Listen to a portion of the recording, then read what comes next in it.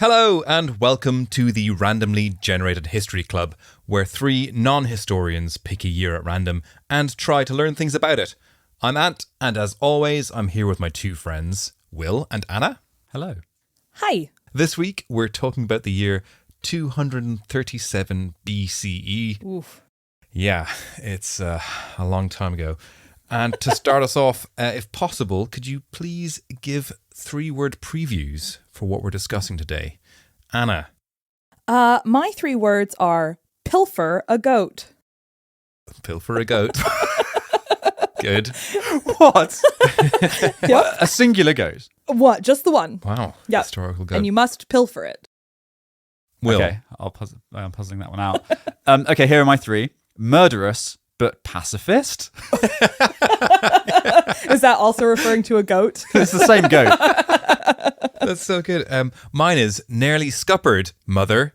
Ooh. Oh, punctuation in the 3 words. That's maybe they're- our first one that's like a sentence. I wanted to fit in one more word, but I'm not going to do that because Okay. there are rules and we have to keep by them. Yeah. Okay.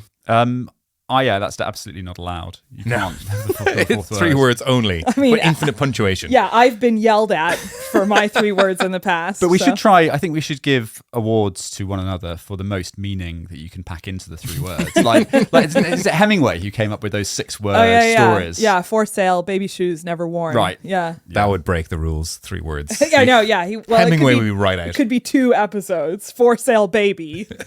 Shoes never worn. But a lot of people have always said about me that I'm twice as efficient as Hemingway in my writing. Should we go on and have an efficient podcast? Oh, I don't think I don't that's know. in the cards. Yeah, this week was genuinely very challenging. It was a very long time ago. Yeah. There was nothing really happened in 237 BCE that I wanted to talk about. Look forward to the episode, listeners. Yeah, you're in for a treat. Here we go.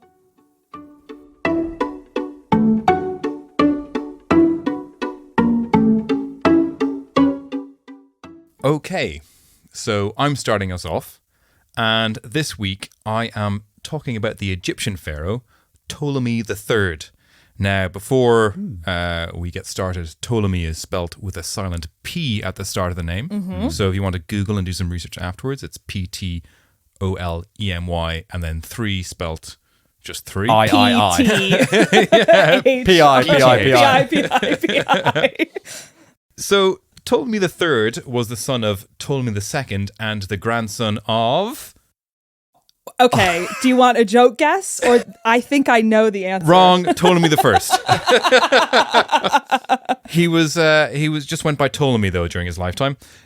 While you think Not like Timmy or something. Timmy, yeah, Or Trey. Trey or PT. Is it presumptuous for me to call myself William the First?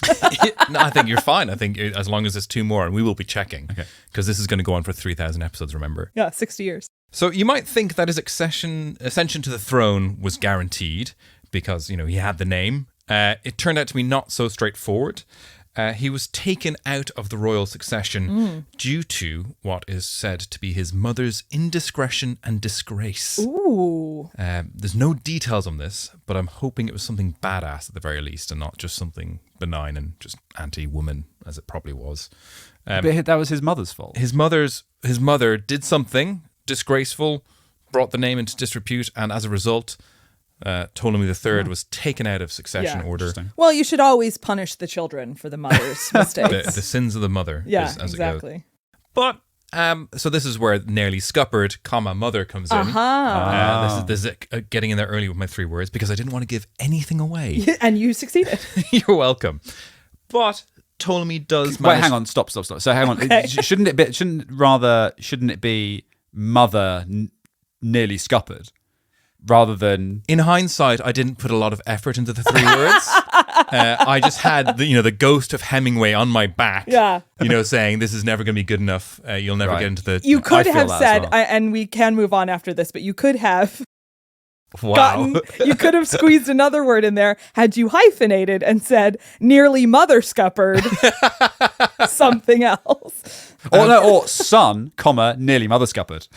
Yes. Yeah. And it would be a semicolon. There it is. In between Cannot wait for your turns, and I'm going to completely tear you a new one. Sorry, keep going. Back to the thing we're all here for, education. So Ptolemy manages to get back into his pop's good books, and he does ascend to the throne when he's 34. So he's quite aged at this stage, 34. And the dynasty, the Ptolemaic dynasty at this time is at its peak. It really is a powerhouse. And he furthered the gathering of wealth and power, centralizing it into Egypt by marrying, I think it's Berenice, or maybe Bernice spelt in a funny way, Bernice II, who was the queen of Sinica and was his half-cousin in modern-day Syria. So he took those lands and brought them centralized. But Berenice is actually pretty interesting too. I want to focus on her for a little bit. She ruled shortly after the death of Alexander the Great, and her father, Magus, was fighting with Ptolemy II, and Berenice II was just kind of cool. So hang on, so her dad was like at war with his dad. With his And then they did the old marry the enemy's daughter union thing. Yeah, I'm not going to mention the TV show that I have in mind where there's several thrones. They're playing a game about them, but I think we sort of have to ban that. Yeah. But it is very much of that ilk. Well, were they like Romeo and Juliet in that they were in love with each other despite warring families, or this was a marriage of... this is a marriage of convenience, land acquisition. Yeah. But Berenice on her own was pretty cool. Apparently there's a quote from the astronomer Gaius Julius Hyginus, and he claims that when Berenice's father Magus and his troops were routed in battle, Berenice mounted a horse, rallied the remaining forces, killed many of the enemy, and drove the rest to retreat. It does go on to say the veracity of the story is unclear, but quote, it's not on the face of it impossible. I feel like once an episode we have a disclaimer like that. Like it almost certainly didn't not happen. I love historians passively aggressive, taking chunks out of each other is my favourite thing that I've learned. She did come to power in spite of her own mother plotting against her and trying to undo the promise of Magus to marry Berenice to Ptolemy III, and instead wanted to marry her off to a guy called Demetrius the Fair. Demetrius, with the help of the former queen consort, her mother, Apme, took control of the city of Cyrene, and basically was going to sort of force this marriage to Berenice to sort of keep the power away from. So she wanted her to choose a nice local boy. Yeah, exactly. Nice local boy. Yeah, okay. So this came undone though when Berenice found this handsome chap Demetrius in bed with her own mother. Oh, and so did the only reasonable thing and had him assassinated. I mean, there is a lot of mother scuppering in this tale. There really is. So hang on, can we just unpack that for a moment? So her mother was trying to set her up with this apparently nice person. Handsome Demetrius. And simultaneously she was sleeping with him. She was scuppering. Why do we think she wanted to keep him close, right? Exactly. Yeah. Well, anyway, I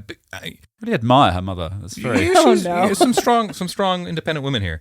But after the assassination, there wasn't so much to be married, and that kind of put an end to Apme, her mother's conniving, and so Berenice took the throne. In Egypt. In Syria. Oh, sorry. Before marrying Ptolemy and uniting it. Anyway, so she marries Ptolemy III and unites the once fighting lands. And they did this really cool thing, which I'm really supportive of, is they formed a cult to worship themselves. Oh, love it. Yeah, so her and her husband were gods, which is great. So much better than just regular old king. Ptolemy was known also as Ptolemy the Benefactor. He massively encouraged trade, and he actually built a library at Alexandria. He's the one who did the thing. No, not the great Library of Alexandria, but like a secondary sort of backup. Right. Just a library. A library. Not the library. Yeah, so he brought he built the famous Ptolemaic Library Overflow Unit. Pretty much. Book depository annex. And he actually tied this with the trade. It's really interesting. So he encouraged this free trade and moving about. However, any books coming into port had to be confiscated and copied in this backup library and then given back to the sailors or whatever. So he was centralizing knowledge and science and amassing this wealth as well. And as a result, some discoveries sort of came about from this. So his librarian of the backup library, like the lesser known one, made discoveries with the help of these texts, calculating the distance between the Earth and the Sun. also understood and calculated that the Earth was round and that the Earth spun on an axis. So all of this in 327 BCE is pretty impressive. Yeah. You know, are we maybe giving too much credit to the librarians here? I mean, so how much credit in principle belongs to the person discovering the thing versus the people who assembled the information and made it available? Well, so this librarian allegedly made this discovery. However, he could have just copied it from a book that he got on a ship and then put his name at the bottom of it. Because Ptolemy, we're in the time in Egypt when it's ruled by the Greeks, right? Yes, So we're yes, probably taking some knowledge from Greece. Yeah, okay. But still, we love librarians. He also, a controversial statement. I'm just putting it out there. Those peddlers of knowledge and paper cuts. He also built the Temple of Horus at Edfu, which is one of the masterpieces of this era, and it's still standing. It's one of the best preserved of all Egyptian temples. And he also formed an alliance, as well as becoming a god himself, formed an alliance with the elite priests, which were the top priests at the time. And he built numerous still standing structures to Amun and other gods. He furnished them with power and wealth, and they unanimously agreed that he was a very good pharaoh, and so blessed his time as in charge. However, he did nearly come a cropper when he got stuck into a third Syrian war, where he did successfully march his troops all the way there, and every town sort of, gave up and surrendered willingly to him. But when he got there, he had to turn back because there was a bit of a revolt back at home because the crops had failed. Yeah, so he had to come back and sort that out. But when he did come back, he started issuing some decrees, and he realized there was some structures in society that wasn't really working. And he carved on hieroglyphics he carved on stones for the first time, not just hieroglyphics, but also in ancient Greek and also in another language called Demotic. Mm-hmm. Oh God, you're getting excited. I'm so excited. I feel like I'm straying into your knowledge base. You have strayed well into the base. God. But anyway, on these stones, these trilingual stones, he talked about how the priesthood should have some reforms in them, what should happen in times of war and famine, basically sort of semblance of slight social welfare-esque. And he also added an extra day in the year every 4 years. Oh. Yeah. Ptolemy leap year. Ptolemy Day. Ptolemy Day, which is what it will be called henceforth. Yeah. And so to kind of wrap this up, this practice of inscribing decrees like on the stone that's not just hieroglyphics continued after him, and his son, guess his name? No. Go on, Anna. Mother Scupper, Ptolemy IV, was responsible for inscribing the Rosetta Stone. Yeah, which allows us to understand hieroglyphics. And Ptolemy III lived until he was 58, which at that time. Yeah. Because people were dying, people getting past 40 was a rarity. So he was like this ancient being. And then he passes on. And why were people not living very long at that? I mean, I know, obviously... modern medicine and all that. Is this a serious question? Yeah. No, because my understanding was that historically, the thing that suppressed life expectancy was like child mortality, and actually, once you get past, into adulthood, actually people lived quite long. Diet, medicine, running with scissors, all these things. Failed wars in Syria. Also, I'd like to make a second point, please, if you'll indulge me, which is around like how much of the things that you mentioned were things that those people actually did as themselves as the king at that time or pharaoh versus were just things that were going on amongst the learned people of that society during their reign, and so they're kind of like they take credit for it. It would have happened anyway. I love how you're asking these questions like we have some sort of specialized knowledge of 237 BC. Well, I was there, I forgot which podcast I was on. Right. Yeah. Come on, Will.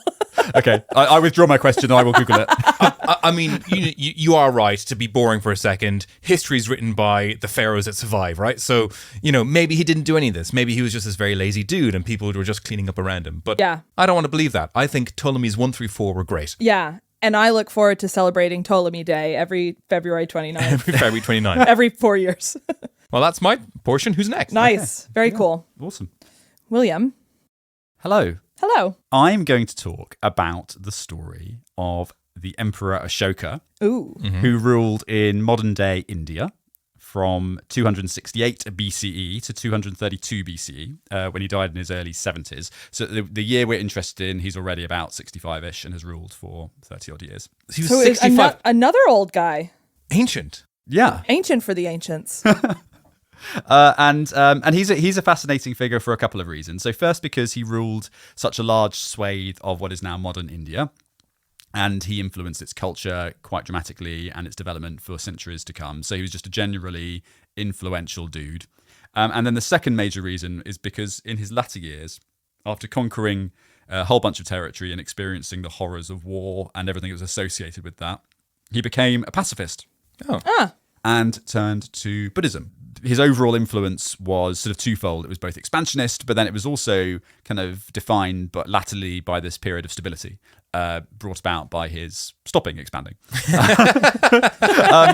And there was a bit of a snag, though, arguably, with his interpretation of pacifism. So can you guess what the snag was? Violence. Yeah. Yeah. So that's it. You nailed it. So he wasn't so much a pacifist as just someone who didn't want to expand their territory anymore. And when it came to internal revolts or people attacking his territory, he was still very content to be extremely vicious and violent. Okay. So I think he's less a pacifist than just a Defensive. or just like a never expander. A never expander. Oh yeah, that school of thought. Yeah. So anyway, his story really starts like about 60 years before he was born, really, or 100 years before the year we're interested in 326 BCE, because that was the year that Alexander the Great first crossed the Hindu Kush Mountains, and Alexander came in with his big veteran army who had been through a lot by that point, and they settled down in the Indus River, and he summoned to him the two local kings of this part of India to him to sort of pay homage and to submit to his reign. And it turned out in the end one of them did, and one of them ended up not doing that and trying to fight him in battle, and then ended up then losing that subsequent battle. And there were a bunch of other small skirmishes and minor battles that happened, like that Alexander and his gang got up to at that point. And then, somewhat famously, Alexander's army then mutinied at this point very shortly afterwards. This is the furthest east they ever got, and wanted to go back to India. And one of the reasons they'd mutinied was that they'd heard of a powerful empire to the east in India that they were about to encounter, called the Nanda Empire, which dominated this northeastern part of India at the time. So that's why Alexander's one of the reasons, in addition to just generally being, Expansionist. One of the reasons they mutinied. Exhausted. Just absolutely exhausted. Right, Yeah. exactly. Yeah. I mean, Alex is great, but I mean, the army's wrecked. Yeah. At that stage, they've gone very far east. They've conquered everything. Massive. Yeah. Logistics. Post must take ages to get to them. How many years are on the road for? Blisters? They're not getting care packages. No from care home. packages. So there's a whole bunch of reasons, and it isn't just the Nanda Empire, but the Nanda Empire was like something they're about to have to go and tackle next, and they thought, no, that's too much for us. So anyway, Alexander's army turned around and they scarpered back to Macedonia, but in their wake, they had hugely influenced the military culture of that area because of all the way they conducted themselves, the kind of battles they'd fought, the way they'd handled their politics and logistics and playing people off against each other and all that sort of thing. And all of those lessons then became really important for later warlords in that next 100 years and influenced the way that they went about. Now, how were they leaving these? Were they like scribbling down notes and then just sort of throwing them behind them, or was it people were observing it? There's an internship, I'm sure. Yeah.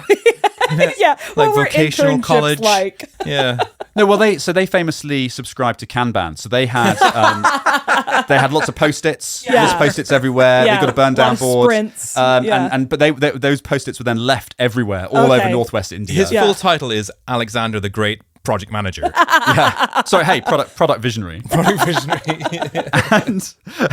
and so lots of people who came next learned from the lessons that they had picked up from their The army. post-its. Yeah. From the post-its. This is very much, by the way, I think the role our podcast plays for the modern listener is really a school in expansionist conquest. We are very famously expansionist. Yeah. And so this is where Ashoka's grandfather comes in. So the point really I'm trying to make about Ashoka and all this history, but that comes before him, is that Ashoka actually arrived with a lot of things going for him. So Ashoka's grandfather was really the one who came out of semi-obscurity, picked up on all the lessons from Alexander, knocked out the Nanda Empire, and established quite a large empire in any way in the cool. first place. Okay. So really, Ashoka's grandfather, cool dude, future episode maybe. So it's a real from riches to riches kind of story. Isn't it? You're just born into kinghood. And It's then... a Trumpian, Yeah. from riches to ever so slightly more riches. Yeah. And then Ashoka himself was so this is now 60 years later after this time. And Ashoka himself was like the least favored son in his dynasty. But that was partly because of the two women that his father married. His Ashoka's mother was the least high status, was the lowest status per woman, and so as a result Ashoka really struggled. And then when his father died, he had to fight his brothers or his half brothers to gain control of the kingdom. So there's about a 4-year civil war. And Ashoka at this point, one of the reasons he managed to get the success he got was because he was so aggressive and vicious, but also quite cunning in terms of the politicking, and he brought the father's ministers with him and that kind of thing. But basically he fought this 4-year civil war, and that's how he got the power. What TV show would you say this is most like?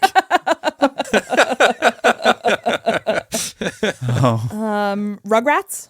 Yes, I was thinking the same thing. Or The Office, because of the Post-its. Sorry, go on. And I'm not going to say it. For the listeners at home, there's a fine for whoever says this TV show first. And once they'd finished their playing around over these seats of authority,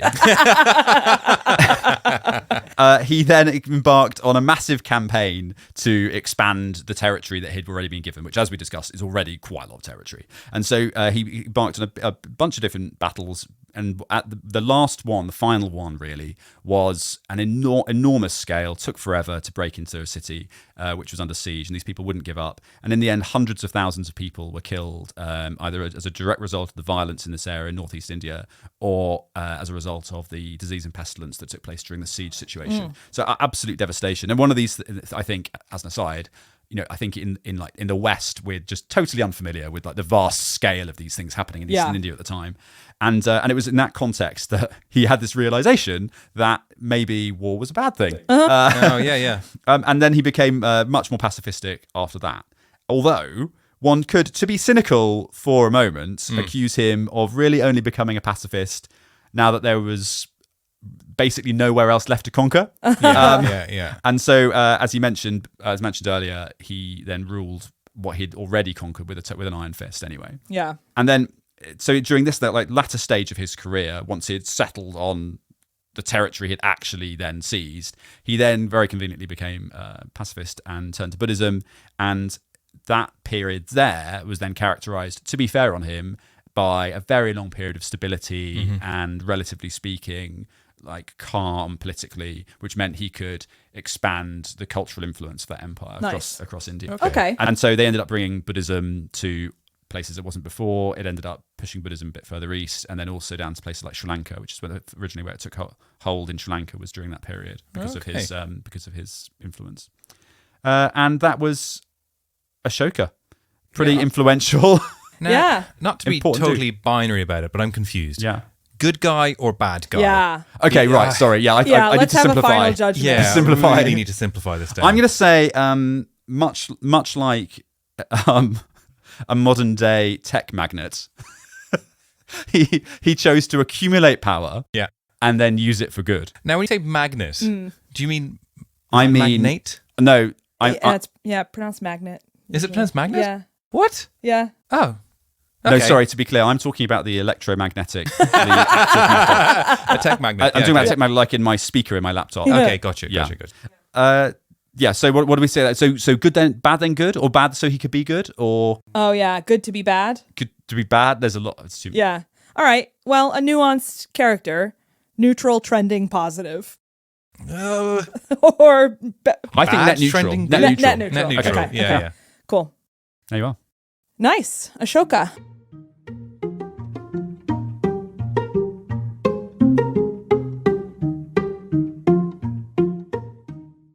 I today am in China, Well, I'm not. I'm in the podcast studio, but metaphorically. And this is the first time we've talked about China on the podcast, which I think is interesting, right? Yeah, because, well, famously, no history has happened in China. Right, very short history. Very sporadic bursts of history. I was kind of like saving them up for when we got a BCE year. And so today, here we go. So as a background, at this time in China, it is not united. It is, in fact, split into 7 kingdoms. She's going to say it. She's going to say it. It's not. Is it really? It really is. I'm not kidding. Goodness. I will not say the name of the show, George. But yes, the 7 kingdoms, and it's a time called the Warring States period. I helpfully found this description. The Warring States period was an era in ancient Chinese history characterized by warfare. Why are you pronouncing the full stop in that way? Oh, okay. That took me a long time. Americans, you don't get that joke. Cutting this one out. Yeah. So the Warring period starts in around 475 BCE, and we're still going a couple hundred years later. Today's protagonist is a man named Ying Zheng, and he is the son of the king of Qin. And Qins were one of the states in the Warring States period. And around the time in question, 238 BC maybe, he becomes king of Qin. And then he sets about uniting all of the warring states to have a unified China for, I think, maybe the first time, or at least the first time in a long time. His plan focused on allying with distant states and attacking nearby ones, which was one of the 36 stratagems. That's really interesting. Yeah. So just a quick sidebar on the 36 stratagems. This is an essay about warfare that probably originated in written and oral history, and then different versions were compiled by different authors throughout Chinese history. And all of the stratagems are these wonderfully simple but really layered, complex metaphors. And I'd like to mention a few of them because the names are really incredible, including hide a knife behind a smile, which is, I think, what Will does every day. That is so true. Borrow a corpse to resurrect the soul. That is less clear to me. Yeah. Remove the firewood from under the pot. What? I'd say that's a thing you must do with pots rather than a stratagem for warfare. In order to capture, one must let loose. Yeah, like party hard. Party hard, work hard, play hard. Work hard, play hard. And then finally, take the opportunity to pilfer a goat. No. Yeah. And that one being, as you're warring, if you have the opportunity to materially hurt your enemy as well as sort of enact violence on them, you should take that opportunity. You should take their stores. You should take their animals, pilfer their goats. Okay. Fair one. Yeah. So a little sidebar on the 36 stratagems there. Anyway, back to Ying Zheng's Wars of Unification. There is just an impossible number of wars and surrenders and natural disasters and battles. I mean, Will, you would even get tired of it. Suffice it to say that Ying Zheng and the Qin unified all 7 warring states in just 9 years. Very impressive. Wow. I will share one particularly brutal story, is that the crown prince of the state of Yan attempted to assassinate Ying Zheng, even though the prince's father was trying to negotiate an alliance with him. The attempt fails. Ying Zheng is pissed and decides that instead of an alliance, he'll make war against the Yan. This does not go very well for the Yan. And ultimately, the king of Yan orders his son's execution and sends his head to Qin as an apology for the assassination attempt. Oh, wow. So he kills his own son. He kills his own son because his son tried to assassinate this guy. Did that successfully take the log from underneath the kettle? The pot? Yeah, I think for sure it was in order to capture, one must let loose. Yeah, that is loose as it gets, really. It's loosey-goosey. But it worked. Qin accepted the apology, if we can call it that, and he doesn't attack Yan for the next 3 years, which is nice. 3 years. That is the most profuse level of apology available, isn't it? Pretty big. And one son's head is worth 3 years of peace. So it doesn't scale very well. Not very well. But he took over the place in 7 years. I mean, 9 years, 9 years. Yeah. Massive area of land. 7 kingdoms. Yeah. And I actually want to come on to that because we're talking about huge numbers of people here. Yeah. So a few episodes ago, we were marveling at the Safavids bringing 40,000 troops to Kandahar and all their tactical rabbits. But it was reported that the Qin had 1 million infantry. No, don't buy it. 1,000 chariots and 10,000 horses. How do they all fit on all those chariots and horses? No way. I mean, so it is probable That's that the numbers 100,000 were people per chariot. I mean, so it's probable that the numbers were exaggerated, but I still think we're talking about just enormous armies. I mean, even Can I just hang on? It's 100 people per chariot, which is still impressive. Sorry, did Yeah. I get my maths wrong? But Yeah. it's still, I mean, how many layers up are you there? You probably have to. Well, I suppose you could get 10 crammed in, and then another 9 layers on their shoulders. That's a big human pyramid. Yeah, But it's you like gotta a- have a lot of core strength to hold that many people on top. Yeah, of it's like you. one of those chariot display teams you see at fairs. What fairs do you go to that has chariot display team? one of those fairs. I've been to a fair, and they had like a motorbike display I'm team. convinced you're a time traveler from ancient Greek. I'm absolutely convinced of this. Oh yeah, the chariots. But even if they were exaggerating the numbers, Yeah, like they wouldn't yeah. exaggerate that much. Even as an order of magnitude, that's No, still exactly. 100,000 Yeah, people. exactly. It's not like, there were 500 guys Yeah. and they wrote down it's 1 million. Like, it was huge. So once Ying Zheng has unified the kingdoms, he takes a new name, and I listened to a pronunciation of this about 50 times, and I'm still going to botch it, but his new name is Qin Shi Huang, which means first emperor of Qin. Is there a question mark at the end of his name? Nope, that's just me saying, was that right? So once he's emperor, he does some bad things like banning and burning books and executing scholars, none of which I am in favor of. But Well, it depends on the scholar, really, in the book. well, and here's the thing. It's possible, it's theorized that he was burning books because he wanted to focus his scholars' minds on the quest for immortality. Okay, so He's obsessed with alchemy, finding the elixir of life. And some historians speculate that he executed his scholars as a test of their abilities, because if they had Whoa, discovered, the Yeah, magic, yeah. they'd just come back to life. did he discover it in the end? Or is that a spoiler? That's a spoiler alert. Okay, I'll wait till you get there. Can I just were you just attempting to somewhat qualify or even defend the execution of scholars? No. Historians are, and Okay, as it has become patently obvious, How I many am not a scholars do historian. you think it's worth killing to discover the elixir of life? I don't know how many you'd have to do. I mean, I'm just trying to imagine how the conversation would go, and I suppose it's something along the lines of, so you got an elixir of life, have you? And they're like, yeah. And like, okay, how sure are you? Are you me kill you right now? Sure. No. Well, then you're a bad scholar, killing you anyway. Yeah, exactly. Yeah. Oh, Well, better than being the 9th guy on the chariot stack. Oh God, imagine being the base layer of the chariot stack. So just to round it out a little bit, he did some I think objectively positive things. He built a massive new national road system infrastructure good. we love, and he commissioned the Terracotta Army. Oh, Those guys, the statues. Yes. The World Heritage Site, 8,000 terracotta soldiers and hundreds of chariots and horses.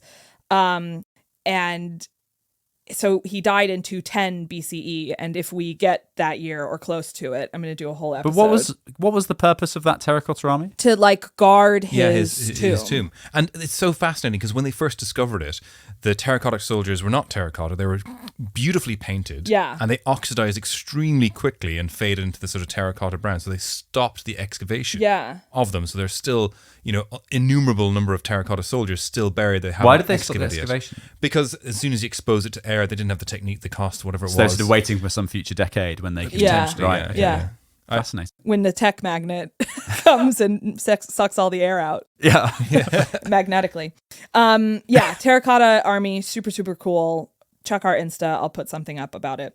And the last cool thing that Qin Shi Huang did is he unified the Great Wall of China sort of. Yeah. So walls had been built as early as the 7th century BCE, including around the kingdoms that he had just conquered.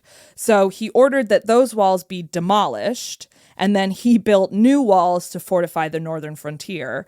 And then successive dynasties built up around it until it became the Great Wall as it exists today.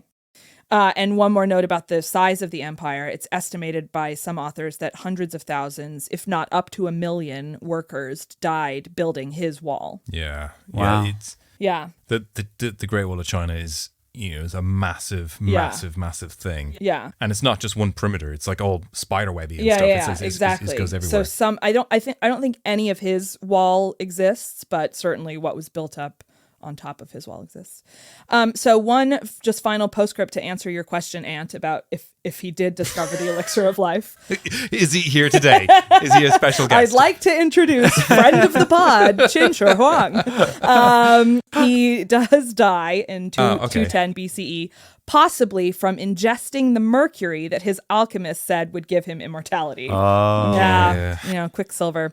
Not because he whoopsie. just forgot to drink the elixir that day. Yeah, we'll never know. He could have just forgotten to drink it. Please do not drink mercury at home. Yes, just gonna go ahead and do that. demand that. Don't tell people how to live their lives. Okay. You're right. We're a very libertarian podcast. And Look, so you know what, everyone? people If you want to should go be and drink free. mercury, you go and drink some mercury. People should be free You're to open liable for carry that. mercury wherever they want. Please don't do that. So one final story. I know I've said one final bit like 8 times, but this guy is so interesting. After he died, he was like out on the road, and his prime minister was really concerned that if people heard the emperor had died, the unified kingdom would fall apart.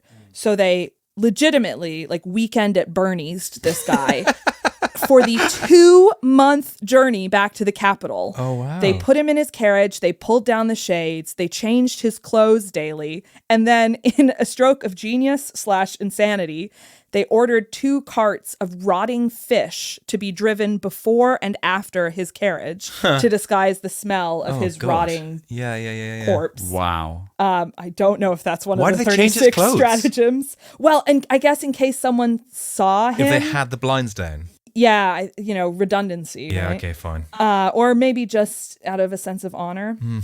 Anyway, when they got back to the capital 2 months later, they announced his death after having time to prepare. But I thought that was just an absolutely That's wild interesting. They didn't story. like embalm him and because in Egypt at the time they were already doing that, right? Yeah, Ptolemy would have sorted him out. No problem. Totally moved us. It's possible that they were just, if they're 2 months journey away from the capital, it's possible that they were just somewhere really remote that didn't have the embalming kit with them. I thought he pretty well pickled a lot of mercury in his blood as well. Yeah.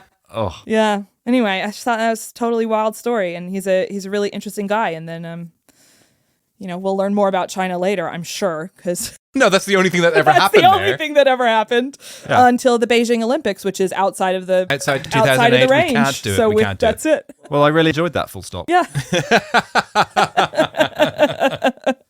237 was a tough one. It was really tough. But I'm really proud of what we did. We're over the threshold level of believability there for all of it, which is not technically impossible. For each of the claims made. Very proud of us. Yeah, not too shabby, guys. There you are. 237 BCE.